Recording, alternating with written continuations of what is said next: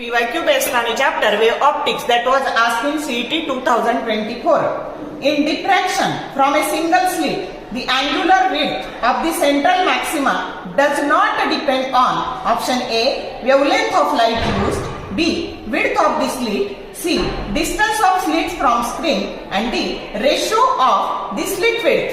आता जी काही central maxima आहे तर त्याची अँग्युलर विड्थ जी आहे त्याला आपण म्हणू थीटा सी.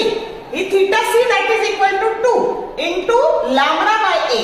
लॅम्बडा काय वेवलेंथ, ए काय आहे स्लिट विड्थ आणि लॅम्बडा बाय ए काय आहे ratio of wavelength of slit width. मग या तीन गोष्टीवर अवलंबून आहे. तुम्हाला ते कशावर अवलंबून नाही असं विचारलंय आणि मग कशावर नाही तर distance of slit from the screen.